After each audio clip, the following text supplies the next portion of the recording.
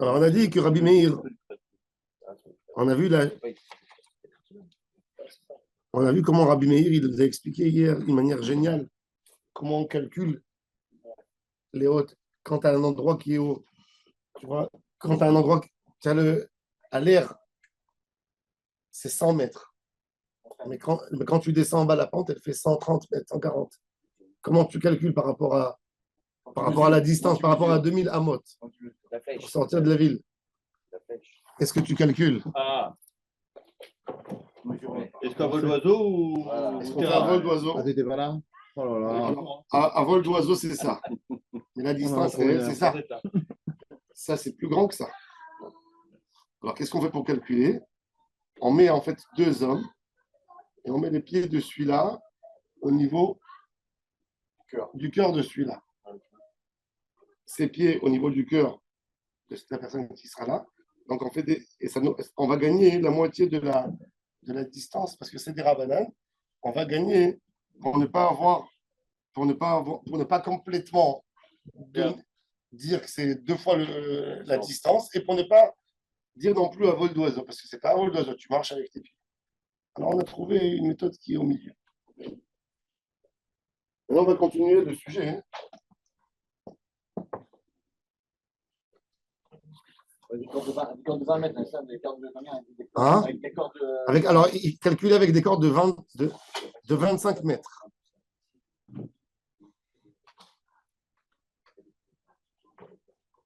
Alors, maintenant, la Gemara, elle dit...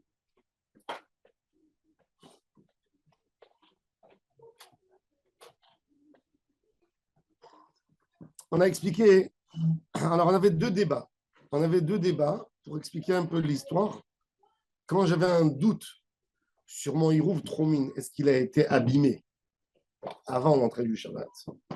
J'ai un doute, je ne sais pas. Moi, j'arrive Shabbat matin, j'ai envie de partir. Je vois mon Hirouv où il y a un problème. Si c'était de la Trouma, je vois un reptile dessus. Je me dis, quand il s'est posé là-dessus? Il s'est posé après l'entrée de Shabbat ou avant l'entrée du Shabbat? J'ai un doute. Si je considère que le Troumine, c'est des Rabbanan, le doute, il est léger. C'est-à-dire, je le tranche du côté positif, pas du côté négatif. Ça, c'est par rapport à Shabbat. Mais si, par exemple, j'ai un mikvé, comme on a expliqué, qui a des Teharot, des Horaïta, une femme, Nida, elle est partie, elle a fait un mikvé, elle est rentrée à la maison, elle lui a dit qu'il y avait un problème dans le mikvé. C'est un safek, elle est obligée de revenir faire son mikvé. Alors ça, c'était la première réponse la plus facile d'expliquer que le mikvé, il s'agit d'un sujet qui est Minatora. Donc je suis rigoureux, même sur le doute. Et ici, chez nous, dans le Troumine, c'est mis des Rabanan, donc je suis pas rigoureux. Alors la Gemara, elle dit comme ça, verra, mais alors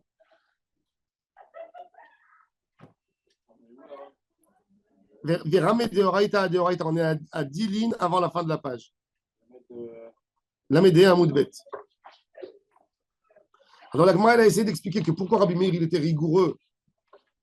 Pourquoi Rabbi Meir, il était rigoureux par rapport à Hérouvé Troumine?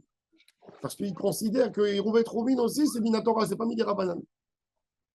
Alors la Gemara, elle dit quoi?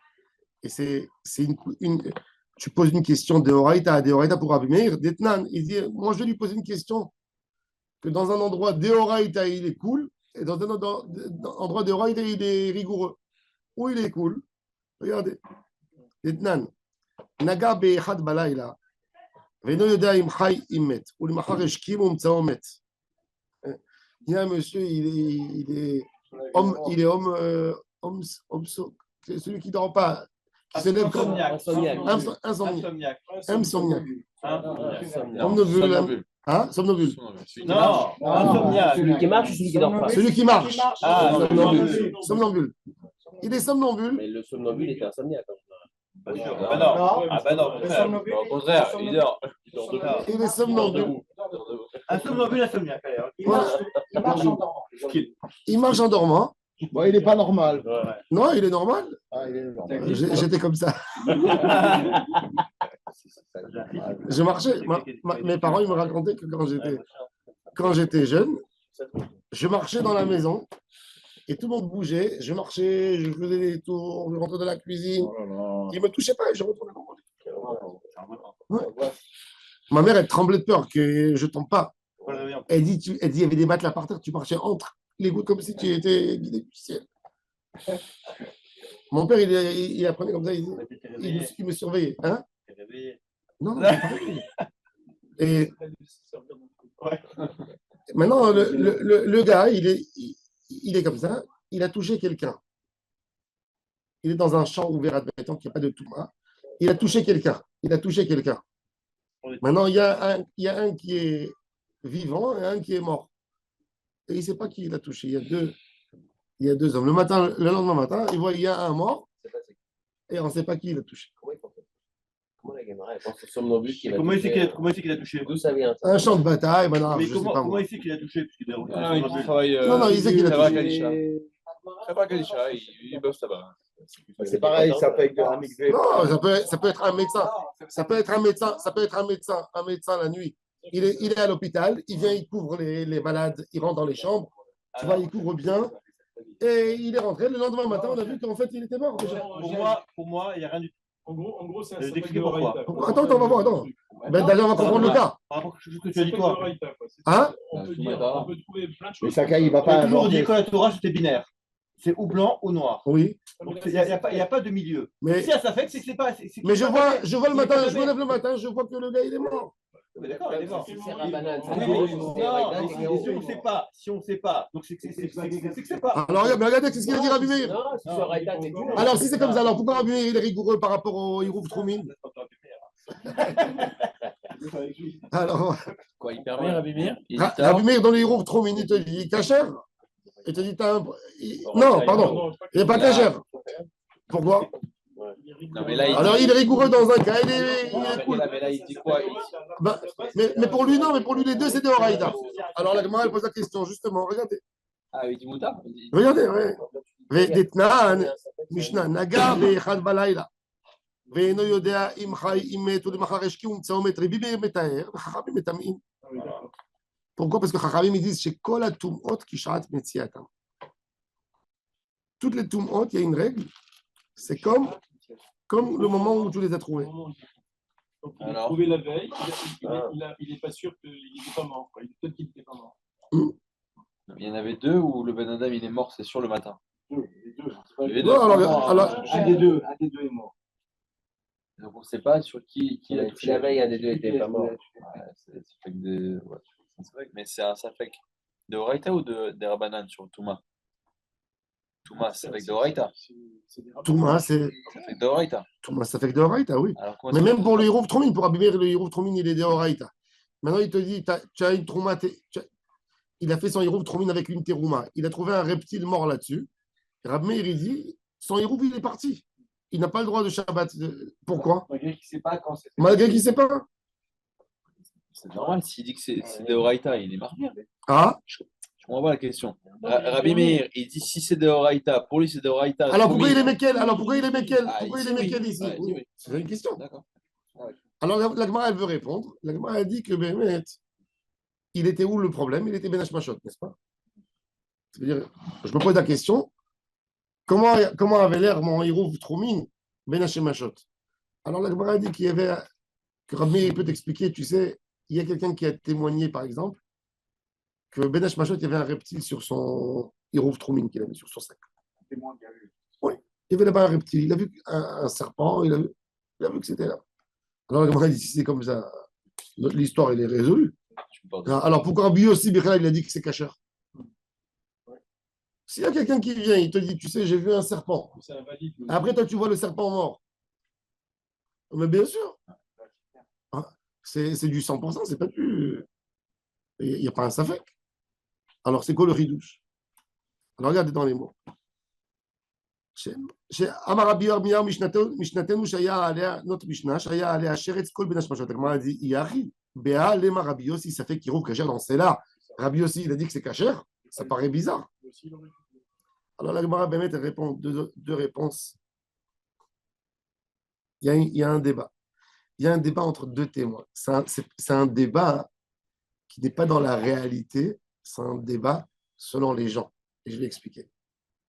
Il y a deux témoins qui viennent qui te disent on est passé ici on pense qu'on était là. Il n'y avait pas de mantra à l'époque, d'accord? Donc, ils ne pouvaient pas se. Ils te disent, nous, on est passé. Tu sais, on est rentré, on a allumé nos bougies tout de suite. Et on a vu le serpent ici. Et il y a d'autres qui te disent, mais non, qu'est-ce qu'il faut raconter? Nous, on est passé après vous, il n'y avait pas de serpent. Et les autres, ils te disent, oui, il y avait un serpent. Et quand ils sont passés, c'est-à-dire deux personnes qui m'ont mis le problème dans ma tête. Il y a celui-là qui dit, j'ai vu, l'autre qui dit, j'ai pas vu. Tu dis, tu te trompes. Pourquoi ça ne bouge pas, un serpent? Non, on rajoute un safek.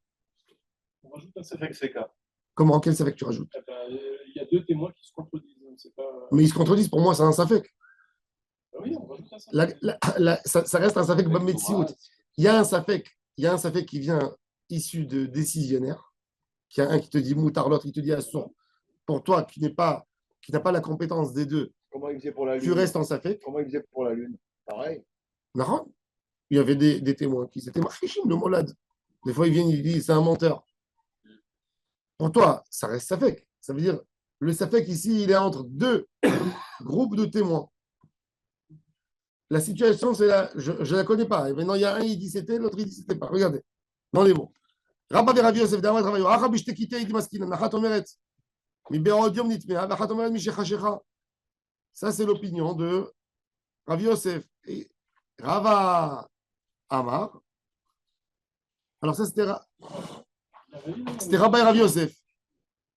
Alors, Rabba et Rav Yosef, pour eux, ils ont expliqué les paroles de Rabbi Yirmiya qu'il s'agit de deux groupes de témoins. Donc, comme je ne sais pas qui c'est qui ment, qui dit la vérité, pour Rabbi Meir, il me dit, je crois les témoins qui ont dit que c'est Tamé. Et pour Rabbi Yosef, il te dit non. Il te dit, j'ai une chazaka, ce que j'ai fait, j'ai bien fait. Maintenant, il y a deux témoins qui sont venus pour me casser ma chazaka, mais il y a deux autres qui sont venus la remettre en place.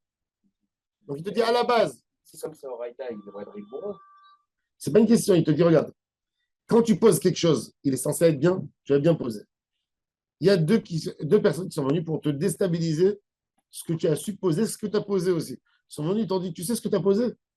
Il y a eu une touma là-dessus. Il y a deux autres qui viennent et qui disent, c'est pas vrai. Ce qu'ils disent, cela c'est faux. Nous, on a vu, c'était bien.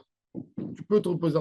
Donc, j'ai mon action, j'ai les deux témoins qui sont venus me déstabiliser, et j'ai les deux autres qui sont venus me remettre en place les choses. Pour Rabbi Yossé, c'est bon, pour Rabbi Meir, c'est pas bon. Alors maintenant, la Gemara, elle continue. Rava Amar, Rava, il donne une autre réponse dans la stira de Rabbi Meir. Il te dit que même la Mishnah, quand le monsieur il a dit, il s'est levé le matin, il a touché quelqu'un, il ne sait pas qui il a touché. Il voit un vivant, un mort. Là-bas aussi, il y a deux témoins. Rava Amar, Hatam, très hazake le kula. Ve'acha, hada, hazaka le kula. Il te dit, il fait une distinction, c'est très fin, c'est sujet. J'adore ça parce qu'il y a tellement de sujets. Il te dit, regarde, un homme qui est mort, ça a plein de conséquences à l'Afrique. Je vais vous expliquer. Quand j'ai trouvé un homme mort, je dis depuis quand il était mort. Depuis quand? Vous savez que ça a des conséquences sur il retire rouge. Par exemple, vous savez qu'un Bechor, il prend deux parts dans l'héritage, mais il prend deux parts sur l'argent net, mais pas sur le gain, les bénéfices. Par exemple, à chez Mishmor, j'ai vu un monsieur, j'ai trouvé dans sa maison, il était mort déjà, je ne sais pas combien de temps. On l'a trouvé, on ne sait pas quand il est mort. Le corps, il n'est pas en bon état. Maintenant, ce monsieur, il a laissé beaucoup d'argent. Il a laissé de l'argent en Ménayot, comment on dit, en action en bourse. Elle a augmenté du temps que la mort. Mais non, je ne sais pas, il a fait mort. Le Bechor, il a le droit à deux parts sur l'argent capital. Il n'a pas le droit sur les bénéfices. Sur les bénéfices, il partage comme tout le monde. En un mois, il y a des actions en bourse qui ont flambé. La logique de cette. Alors maintenant, quand il est mort, le monsieur? Mais la logique de ça, c'est de dire, c'est qu'on prend, on partage ce qu'il y a un jour J, au jour J de la mort. Au jour J de la mort, oui. Maintenant, je ne sais pas c'est quand le jour J de la mort. Alors maintenant, S'il a un ticket de loto, hein, s'il a un ticket de loto qui est réputé gagnant après sa mort, Nahon, ça Nahon, partage normalement. normalement. Simplement, même, Oui, normalement. Non, mais tu récupères les 2 euros. Au moment où, Les 2 euros, c'est bon. au moment où le testament. Ça deux par les 2 euros. C'est un mois après. Non, on parle pas, il n'y a pas de testament. Il n'y a pas de testament. Un homme qui est mort sans laisser de testament, un aîné, il prend le double. Alors, il prend que dans l'argent, mais il ne prend pas dans la. Bon, ça, c'est le dîner. Alors, quand il est mort, le monsieur, maintenant, c'est une question de dîner mamono déjà. Les enfants, ils viennent chez le Dayan, ils disent on a un problème, on ne sait pas quand il est mort. Ils ne veulent pas voler, ils veulent savoir c'est quoi là. Alors, le mort, il a une chazaka d'un vivant. Tout homme, il est censé être vivant. Tu verses une retraite à quelqu'un, il n'est pas censé venir tous les jours pour te dire qu'il est vivant, pour prendre sa retraite. N'est-ce pas? Ok. Tous les combien de temps? Tous les ans. Tous les ans, ok. Mais ça veut dire que un homme, il n'est pas censé mourir. D'accord? Il a une chazaka de chai. Alors, il te dit Rava. Le certificat de vie, c'est tous les ans en France. En Israël. Toi, tu es immortel. Hein? Ils font ça en Israël maintenant. Parce que les Arabes en Algérie, ils ont tellement magouillé que maintenant ils demandent. Non.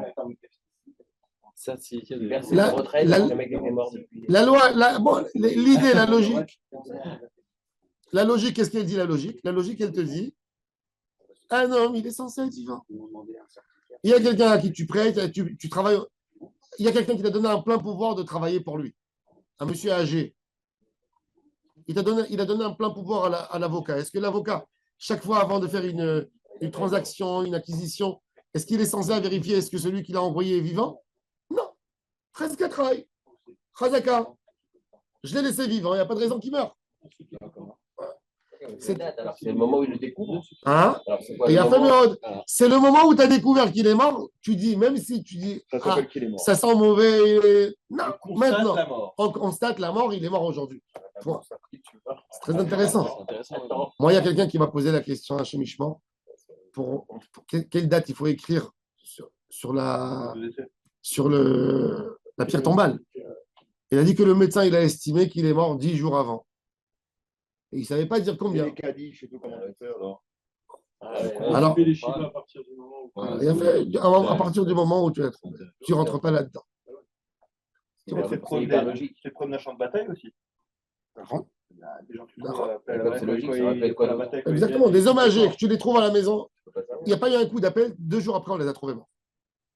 Et le dernier coup d'appel, c'était ça. Mais ce n'est pas lui qui a appelé, qui a fermé. Il n'y a pas de preuve, il n'y a rien. On ne sait pas. Comment tu vas dire, tu vas savoir dire, il est mort ce jour ou ce jour. Il est mort avant la Shkia, il est mort. Donc, Kishat Metsiato. Pourquoi? Parce qu'il a une chazkat Haï. Rappelez-vous toujours de cette règle. Ça a des influences sur Dîner Mamono, sur Yerusha, sur plein de trucs. Hein? C'est la halakha. Pourquoi? Alors, il dit, il y a une chazaka Haï. Maintenant, il y a une deuxième chazaka à l'homme. L'homme, il est tahor. Tout homme qui est tahor, quand il y a eu un problème, tu dis, bon, depuis ce problème, il est tamé. C'est-à-dire, le monsieur qui dormait la nuit, il s'est levé, il a touché quelqu'un d'autre. Alors, la personne, déjà la nuit, il a une chazaka trahi. Que le matin, j'ai découvert qu'il était mort. Donc, je dis, il était vivant. En plus, la personne qui a touché, il a une chazaka de tahor. Je dis, sa chazaka. Pourquoi tu vas lui casser comme ça, sa chazaka? Donc, il y a 2 chazakot de pureté et de vivant. Tandis qu'ici, chez nous, il y a une seule chazaka. Ma chazaka, c'est j'ai mis mon sac sur un arbre. Je l'ai bien mis. Une chazaka, elle ne tient pas devant un doute. Tu as compris? 2 chazaka, c'est plus fort encore. C'est logique. Ce sont des bases que tu supposes. Mais on est dans ce qu'on suppose. Mais ça tient la route. C'est plus fort. Le cas d'un homme qui s'est levé au milieu de la nuit et il a touché quelqu'un. Il est reparti dormir. Et le matin, quand il s'est levé, il ne sait pas qui il a touché. Il y a 2 hommes, un à sa droite, un à sa gauche. Il y en a un qui est mort. Alors, il a, lui, déjà sa chazaka qu'il était pur avant. Pourquoi tu vas lui casser? Il est pur avant. Parce qu'il était pur. Il n'était pas tamé. Mais quand tu te lèves pendant la nuit, normalement, tu dois faire un TDF. Non, ce n'est pas une pureté. On parle de pureté de tout matmet. D'accord. On parle qu'il n'y a pas de tout matmet dans l'endroit où il dort. Il n'y a pas de tout mat OL. D'accord? Alors, tu supposes que maintenant, le problème, s'il y a eu un problème, il est venu maintenant. Eh ben, il n'y a pas de problème pour le caser. Je ne sais pas aujourd'hui ce cas-là, parce que nous, on a une phrase à faire qu'on n'est pas, alors. Aujourd'hui, c'est À autre l'époque, chose. oui. Mais aujourd'hui, de toute façon, la question ne se pose pas. De toute façon, tu es tapé. Là-bas, il voulait savoir est-ce qu'il avait le droit de rentrer au temple, ce monsieur. Est-ce qu'il a le droit de manger cette terouma? Est-ce qu'il a le droit de. Alors Rava, il te dit, il t'explique, il y a une différence entre deux chazakot et une chazaka. Une chazaka sur l'homme et une chazaka sur l'autre homme. Une femme d'un Cohen, elle est Israël. Tant que son mari il est vivant, elle a le droit de manger la terouma. Elle est devenue veuve, elle ne peut plus manger la terouma. C'est fini pour elle. Son mari il est parti très loin. Elle ne sait pas est-ce qu'il est vivant ou il n'est pas vivant. Est-ce qu'elle a le droit de manger la terouma? Oui. Il a fait le chazaka qui était vivant. Donc c'est un grand problème pour les femmes qui sont agounotes. Non. D'après la halakha, mais d'après la halakha, par exemple, dans un cas comme ça, on la laisserait manger la terouma, même si on ne sait pas ce qui s'est passé avec son mari. Pourquoi? Pour ne pas autoriser une échetiche. Ou on lui dit de s'abstenir des deux. D'après la halakha, par exemple, tu sais que le Rav, il ne laissait pas faire Shiva à l'époque. La Gemara raconte qu'il y avait une femme qui a entendu des trucs flous sur son mari, qu'il a été tué. Et il s'est mis à arracher les cheveux et tout ça. Et elle a mis une tente de d'endeuillé. Le Rav lui a dit, tu ne fais pas de tente. Elle a fait la tente, le Rav il a envoyé quelques de ses élèves pour détruire la tente. Pourquoi? Parce qu'il a dit, elle fait ça pour après avoir une facilité pour se marier. Non, elle n'a pas dit elle a un amant. Il n'a pas envie. Quoi, demain maintenant, on va supposer des choses. On va autoriser une femme parce qu'on a supposé. Vous savez que le grand rabbin d'Istanbul, il avait autorisé une Aguna. Il a autorisé à se marier. Elle s'était mariée. Elle a eu 2 enfants. Et le mari, il est revenu. Il a été captivé, pris en otage. Il est resté 11 ans. Et ils l'ont libéré. Il revient dans la ville, il voit sa femme mariée avec 2 enfants. Le Rav, il était tellement mal qu'il est parti, il s'est suicidé. Le Rav de la vie s'appelait le Rav Pérez, Chaim Pérez. Il a écrit des livres de la halakha et des mentionnés dans tous les post-it. Les gens, ils ne savent pas. Il est enterré dans le cimetière, en dehors du cimetière. Il s'est suicidé. Il ne pouvait pas supporter la douleur et la peine et l'humiliation et le mal qu'il a fait à. C'est quoi la règle? Cette femme, elle aurait dû attendre. Lui, il a essayé, il a supposé, il a dit il n'est pas rentré à la maison, il n'est pas venu. Et il a dit on a trouvé un habit à lui. Mais ce n'est pas suffisant. C'est le travail du Rav Yosef toute sa vie. Mais il y a un Rav qui habitait à Verdun, en France, à l'époque des Rishonim. Rabbi Eliaou de Verdun. Lui, qu'est-ce qu'il a dit? Il a dit tout ce que Chachamim ils ont dit à Aguna et tout ça, c'est dans les anciens temps, dans les temps modernes, comme en France, à son époque déjà, où il y avait le courrier, il dit à un homme qui a quitté la maison le matin et qui n'était pas fâché avec sa femme et qui n'avait pas de dette. Et il dit il n'a pas de raison de disparaître, de se cacher. Donc il dit si 12 mois, on n'a rien entendu sur lui, certainement qu'il est mort. Rabbi Yosef Karo, il écrit celui qui fait cette halakha de Verdun, de ce Rav de Verdun, il dit il rendra des comptes devant Akadosh Baruch Hu, il perdra son olam haba. Ça veut dire il a dit c'est quoi ces histoires que tu racontes? Il n'y a pas de délai. Quel est ça? Rabbi Yosef Karo. Mais il y a des gens qui prennent le Rav de Verdun pour les gars des tours. Mais dans les gars des tours, il y avait des histoires bizarres. Hein. Il y avait un gars, il avait une amante. Quand il y a eu une maîtresse, il était chez elle. Sa femme, elle appelle au téléphone. Et elle est inquiète. Il a fait le mort. Et il lui dit oui, je suis au bureau. Il dit quoi, tu es au bureau? Quel bureau? Quel bureau tu es? L'immeuble, il n'y est pas. Il était chez sa maîtresse. Et ils ont divorcé. Donc, tu comprends? Non, mais tu as compris. C'est une bonne nouvelle. Non. Mais Rav Ovadia Yosef, il y a des gens. Il a gagné la vie, la maîtresse. Vous avez rien que dans cette histoire déjà, dans cette histoire de Hachem Ishmor de Simchat Torah. Vous savez qu'il y a encore 80 corps qui ne sont pas identifiés. Ils ont identifié la semaine dernière, après 45 jours, une fille de Hadera, la DJ, Chani et... Des méthodes archéologiques. Avec des méthodes archéologiques. C'est que des méthodes archéologiques, ça veut dire qu'il n'y a rien qui est resté. Il n'y a rien. Ils ont recomposé un corps avec des draps et des bois pour faire, mais il n'y a rien. Ils ont trouvé un truc ADN, c'est tout. Maintenant, on ne sait même pas qui c'est qui est à Gaza. Il est vivant, il est mort.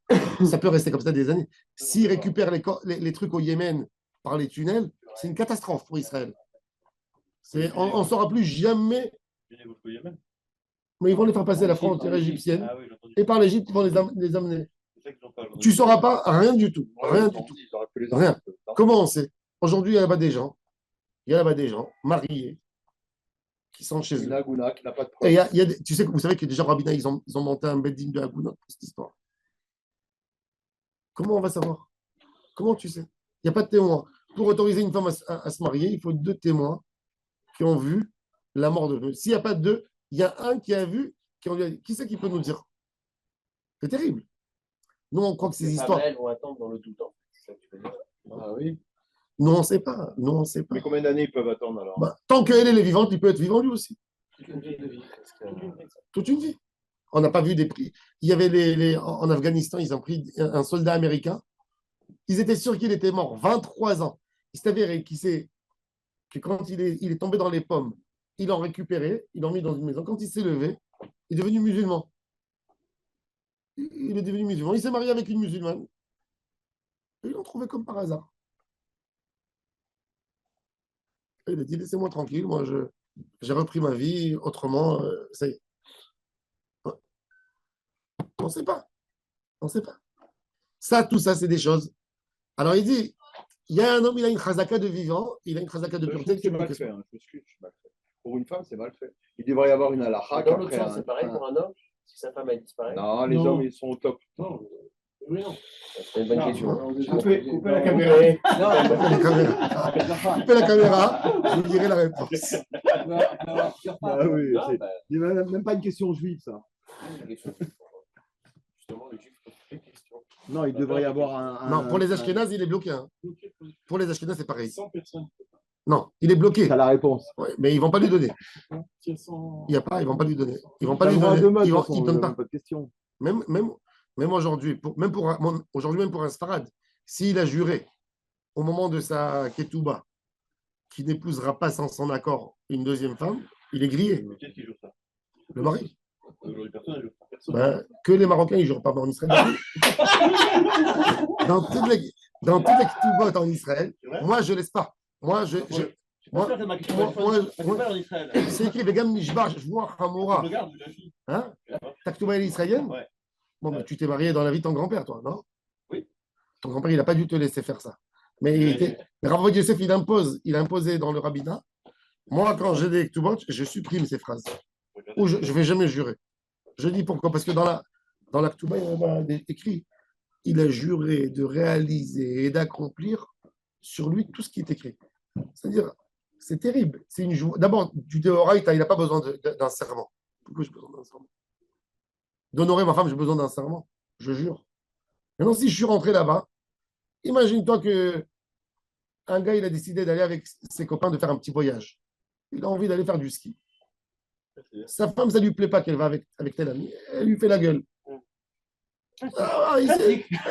Ouais. Maintenant, lui, il s'est dit, avant de partir, il lui dit, je vais retourner, je vais lui amener son parfum, elle va se calmer, tu vois. Mais avant de partir, il lui dit, tu sais, je ne suis pas d'accord que tu vas. Et il a juré, il va Attends, il est rentré dans un problème de Shvoa Hamura. Pourquoi le mettre dans le piéger, le pauvre? Il n'est pas Mevatel cette joie avant Kippour. Mais non. C'est une joie. Quand c'est une joie à un ami qui a du mammon, un engagement, tu ne peux pas l'annuler sans lui. Si lui, tu n'as pas donné l'accord. Donc, pour moi, je ne fais jamais jurer sur ça. Pour moi, c'est une catastrophe, c'est tu crois. Il faut la supprimer. Que ce soit le Rav Ovadia Yosef qui dit, mais qu'est-ce que tu nous. On n'a jamais vu dans les Ketubot au Maroc, ni en Tunisie, ni au Maroc, des serments. C'est quoi ces histoires? Pourquoi il a fait ça, Rav Ovadia, s'il y avait Parce que Rabbi Yosef Karo. Pourquoi? Parce que Rabbi Yosef Karo, il a écrit il a dit comme la bigamie est autorisée chez nous, pour ne pas faire du mal aux femmes, pour les rassurer, c'est bien de faire jurer le mari. Ah ouais. Qui n'épouse pas une autre. Mais maintenant, les rabbins sfarades de Jérusalem, ils n'ont pas bien compris ce qu'il a dit.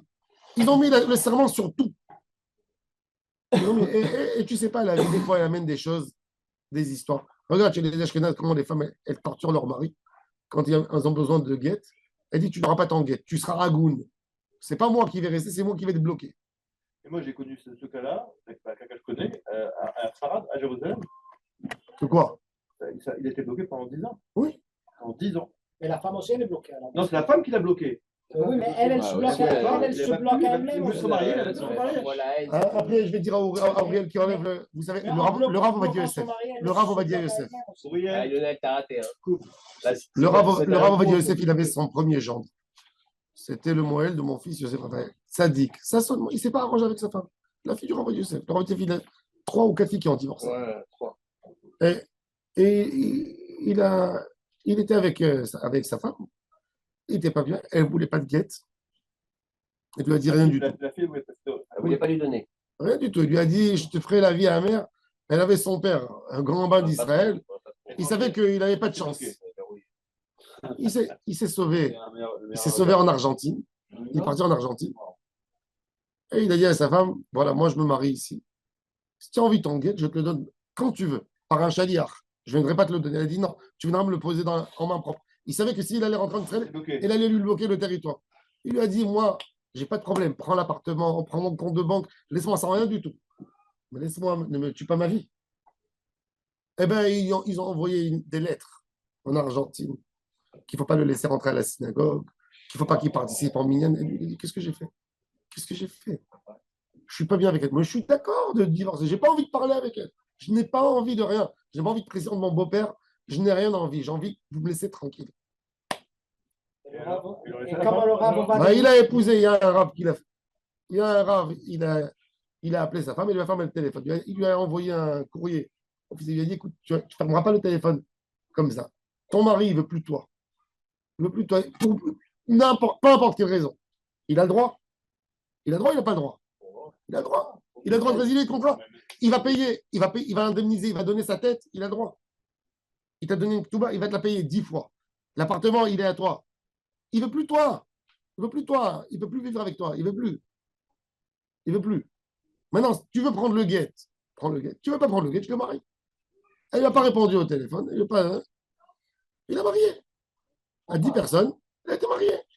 Alors, ils ont dit, il transgresse le serment qu'il a juré dans l'Aktouba de ne pas épouser une femme sans son accord.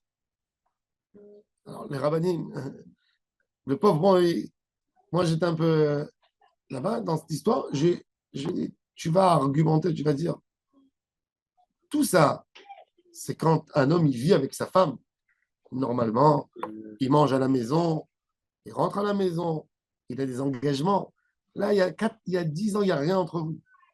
Rien. Elle n'a rien qu'envie de te faire du mal, de te bloquer. Ça s'appelle une femme? C'est pas une femme, ça. Attendez, cette femme, c'est la fille du Rav Ovadia Oui. Yosef. Et le même Rav Ovadia Yosef.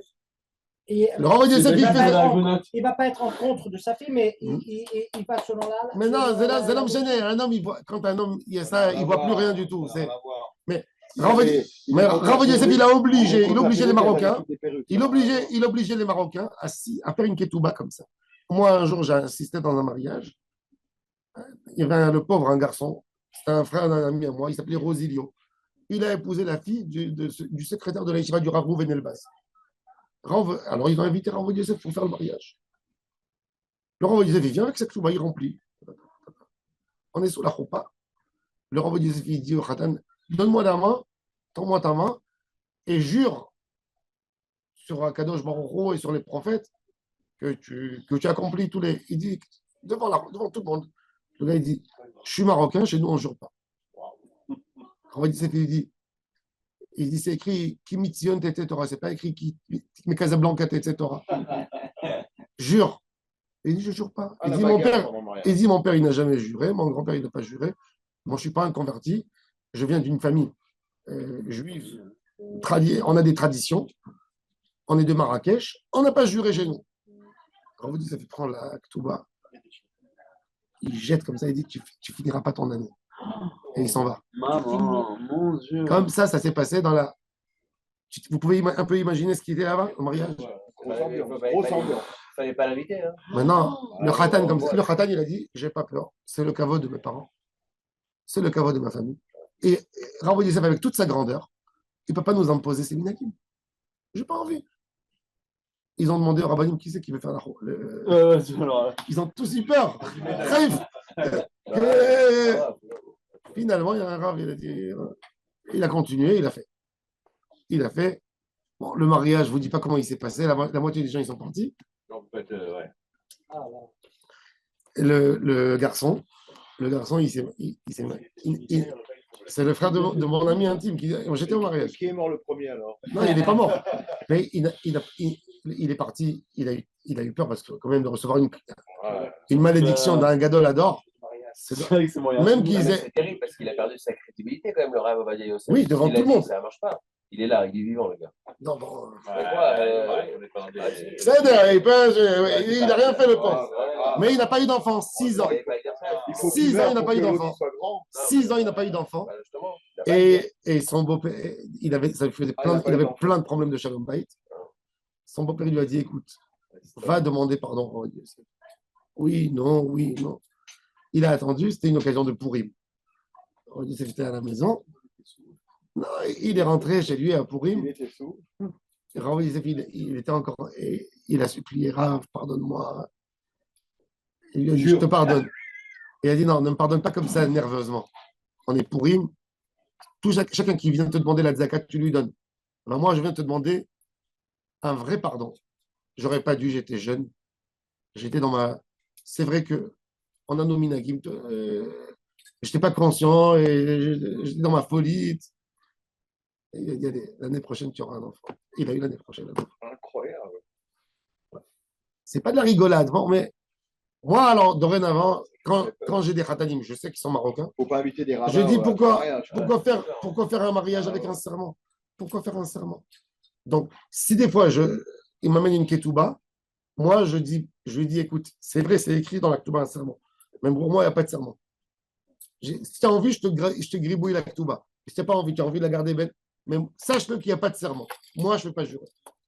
C'est pour ça, avant le mariage, il faut que le rab. Je dis aux gens, quand vous allez à Jérusalem, demandez une ketouba à Jérusalem, parce qu'il y avait Rabbi Shalom. À Jérusalem, comme il y avait Rabbi Shalom, alors il a laissé l'option, Rabbi disait qu'il ne voulait pas l'affronter, il a laissé l'option, il y a à Jérusalem ketouba pour Marocains. Sans serment. Non. Oui. Un homme, il n'a pas envie d'un serment. Pourquoi j'aimerais? Tu sais qu'une femme, elle peut bloquer son mari sur le territoire, lui dire, tu ne sors pas d'Israël. Pourquoi faire ça? Je n'ai pas compris différemment. C'est il le signe ou il le dit? Vegam lo yetse me'eretz Israël bli reshuta. Rabbi Yaakov, toi, tu as marié mes enfants. Tu leur as dit de faire un serment? Non, moi je leur ai dit de ne pas jurer. Non, je ne sais pas. Il va adorer les Marocains. Du jour, tu ne sors pas de la maison. Du territoire. Alors maintenant, vous en France, tous les coutumes du consistoire, il n'y a rien du tout comme ça. En France, on est Khofchi. Moi, j'ai signé ça. C'est ça, mon grand. Alors bon, alors on a dit. Alors on a expliqué. Alors regardez. Alors on a expliqué qu'il y a 2 chazakot et une chazaka. Une chazaka. Pourquoi pour les Marocains, ils ont fait ça? Parce que si tu poses une Marocaine, pour pas Marocaine, toujours que la ketouba. Ça, tu dis, sors pas. Tu sors pas. Non. Même si tu veux, tu sors pas. Alors il dit. Alors la Gemara a dit, bon, il y a 2 chazakot et une chazaka. Alors c'est pour ça, alors la logique de Rabbi Meir, on l'a bien compris. Il a dit, je suis rigoureux quand il y a une chazaka. Pour le hirouf, je ne sais pas, je suis rigoureux. Pour une personne qui a 2 chazaka, je ne suis pas rigoureux, je ne demande pas de la rigueur. Je dis, reste là, laisse-le tranquille. Ça, c'est Rabbi Meir. La Gemara a dit, ok. Et Rabbi Yossé, il te dit, au sujet de Rabbi Meir, qu'il a dit, il est tamé. Et pour nous, dans le hirouf, il dit, il est cachère. Comment il répondra à ça? Et pour ça, il est rentré au mikvé ou il n'est pas rentré? Pas pour le mort. Il a un doute. Est-ce qu'il a fait son mikvé dans le bon mikvé ou pas dans le bon mikvé? Il était impur. Et il a dit, Rabbi aussi, là-bas, c'est pas bon. Et ici, chez nous, il dit que le safek hirouf, il est cachère. Qu'est-ce qu'il répondra sur ça? Cache de Rabbi Yossi, deuxième ligne de la Gemara. Amaravuna barachinena shane tum'a, bo il veyesh la ikar minatora. Rabbi Yossé, il a parlé d'une manière générale sur les hommes au mikvé. Même sur une tum'a des rabanan, il a dit qu'il est tamé. Alors, on lui a posé la question, c'est des rabanan et des rabanan. Et non. Il dit, il y a un des rabanan qui a un ikar minatora, c'est-à-dire, Ramim, quand ils sont venus pour le mikvé, je vous ai expliqué hier qu'ils ont interdit de faire un bain, c'est-à-dire un homme qui est rentré dans des maïm shiouvim, dans de l'eau, pas de l'eau, du mikvé. Ramim, ils avaient peur que demain ils vont dire que c'est un mikvé cachère. Ils ont dit, tu es rentré dans une piscine, eh ben tu es impur, il faut faire un mikvé après, pour rentrer au Beth Amikdash. Alors il dit, tout ça, ça a une base minatora. Il y a un sujet il y a un homme impur minatora, il a besoin d'aller au mikvé. Ramim, il ne voulait pas que tu te trompes dans le mikvé. Ils t'ont dit, attention, tu es parti dans un faux mikvé, dans une piscine qui n'est pas un bon mikvé, ben, tu restes tamé. Et même si tu es tahor, tu es tamé. Il y a une base minatora. Mais le hirouv tromin, il est à 100% midérabanan. Ce n'est pas une règle minatora que je lui ai ajoutée pour la renforcer. Le hirouv tromin, qui c'est qui l'a inventé? C'est Rabanan. Alors pour le hirouv tromin, Rabbi Yossé, il est cool. Pour le mikvé, il a un ikar minatora. Il est marqué. Shane tum'a dans les mots. Il veyesh la ikar minatora. Alors la Gemara a dit Shabbat, c'est minatora. Ok, le hirouv tromin, c'est midérabanan, mais le Shabbat, il est minatora. Comme dans le mikvé, il y a un pur et un impur. L'impureté, elle est midérabanan, parce que tu es rentré dans une piscine. Mais, mais l'idée générale, elle est minatora. Et bien même ici, il y a Shabbat, il y a un accessoire du Shabbat, c'est le hirouv tromin. Ça colle sur quelque chose de minatora. Pourquoi c'est pas la même chose? Parce que là, pour les Horiotrobi, c'est un service qu'on rend à l'homme. On lui donne la possibilité d'avoir un Horiotrobi pour pouvoir marcher 1000 mètres après. Maintenant, de l'autre côté, pour la Touma, non, lui, le Ben Adam, il doit être métaillère. S'il n'est pas métaillère dans la bonne façon, il reste tamé, c'est tout. Mais c'est pas un service qui est rendu pour le Ben Adam comme dans Shabbat. Alors, Mehmet, il a fait. Rashi, il explique, il dit dans une Touma, si je vais alléger la Touma, les gens ils vont casser la Touma Minatora. Mais le Shabbat, si quelqu'un il ne fait pas de hirouv tromin, est-ce qu'à cause de ça, il va aller allumer une cigarette? Non. C'est deux sujets. C'est un sujet qui n'est pas fait pour garder quelque chose. Il n'a jamais été fait pour garder quelque chose. Il a été fait pour que l'homme ne casse pas son Shabbat. Mais c'est une chose en soi. C'est une xéra en soi. C'est ce qu'il a expliqué. Ça, c'est la première réponse. Deuxième réponse, que Rabbi Yossé, ça c'est à lui, et ça c'est les paroles de son Rav. Adide, Aderabé, Dekana Mediktane, Amarabi Yossé, Avtolemos, et Mishum Chamisha Zekenim, ça fait qu'il rouvre que chez Shma Amina. Demain, on va voir la réponse de Rava. Rava, il est parti là-bas, il a dit Aramed Mikve al Cheskato, une chazaka, elle existe.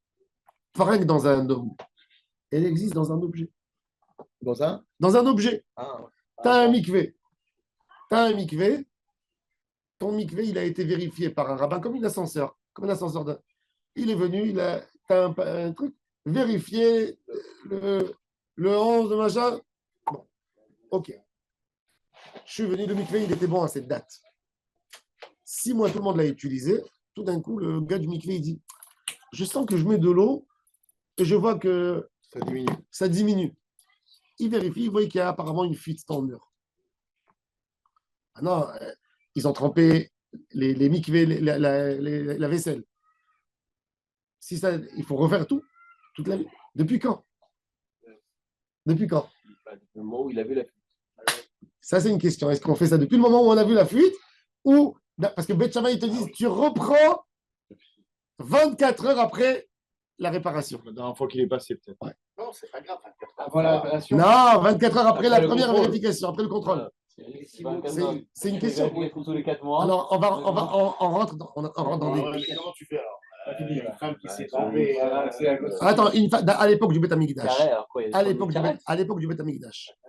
Il y a une Si. femme, elle a fait son mikvé, elle était normale. Elle a pétri son pain, elle a fait de la cuisine, elle a acheté au marché, elle a prélevé les terreaux, et les maasrot. Tout d'un coup, elle décide d'arranger son lit. elle prend le drap, elle voit une tache de sang sur le drap. Elle voit rien, elle est sur elle. C'est pas. Elle voit une tache. Son drap, quand elle a mis, il était propre. Quand elle a fait ça, elle a fait le pain hier soir. Maintenant, le lendemain midi, alors depuis quand? Alors, elle se dit, je n'ai pas vérifié hier soir quand je suis venu dormir. Est-ce que c'était déjà ou c'était pas? On rentre dans des spécotes. C'est quand la chazaka? Est-ce que la même chazaka on dit sur un corps? Sur un corps, c'est une chazaka à ça change. Un corps, c'est dynamique. Ce n'est pas un objet qui est comme ça, que le statut ne bouge pas. Quand on dit cette notion, quand tu dis pas cette notion, c'est des fruits. On va voir, il y a plusieurs choses. Mais ça, ces sujets, ils sont très importants pour comprendre. Il y a tellement de halachot qu'on peut apprendre avec ces sujets de ce qu'on suppose. Une chazaka, c'est ce que tu supposes sur quelqu'un. Tu lui donnes une force. Ça, c'est des notions de chazaka. On va donner leur âme.